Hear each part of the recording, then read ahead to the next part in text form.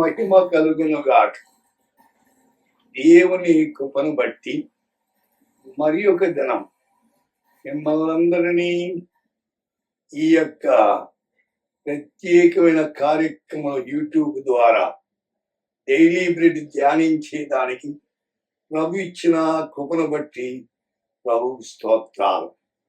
ఏదైనా వాక్యము యోహాను సువార్త 16వ అధ్యాయం 24వ వచనం. మీ సంతోషము పరిపూర్ణమగునట్లు అడుగుడి, మీకు దొరుకును. Ask and you will receive, so that your happiness may be complete. मांगो तो पाओगे, ताकि तुम्हारी आनंद पूरा हो जाए. ఇలాగా ఎట్టడగలట? మీ సంతోషాన్ని వెళ్ళబుచ్చాలి. ఆ సంతోషం పరిపూర్ణము కావాలట.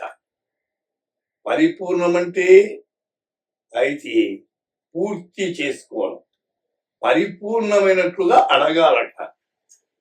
అప్పుడు మీకు దొరుకుతుంది అన్నాడు. యేసయ్య కూడా అన్నాడు, అడుగుడి మీకు, తట్టుడి మీకు తీయబడును అన్నాడు. అడిగేది నేర్చుకోవాలి. అయితే లోకములో ఒక సామెత ఉంది, అడగంది అమ్మైనా భోజనం పెట్టదట. అడుగుట అవసరమైంది. అయితే ఎంతవరకు అడగాల? సంతోషము పరిపూర్ణమైనట్లుగా అడగమంటున్నాడు. అయితే యోహాను సువార్తలో 3వ అధ్యాయం 29వ వచనములో ఈయన సంతోషము పరిపూర్ణమై ఉన్నది. అయితే సంతోషము పరిపక్వము కావాలి, అది చాలా అవసరమైంది. అయితే ఆనందముతో అడుగుట. అయితే ఫిలిప్పీలో కూడా 2వ అధ్యాయము 2వ వచనములో నా సంతోషం పరిపూర్ణము చేయుడి అన్నాడు. అయితే సంతోషము పరిపూర్ణము కావాలి. ఎప్పుడైతే సంతోషము పరిపూర్ణమవుతుందో దుఃఖం పారిపోతుంది, వేదన పోతుంది.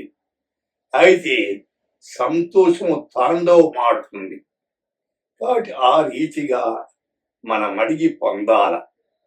అయితే ఈ దినమున మీరు ఎలాగో అడుగుతున్నారు, అడిగే విధానములో దేవుని మీద సంపూర్ణ భారం వేసి అడగాలి.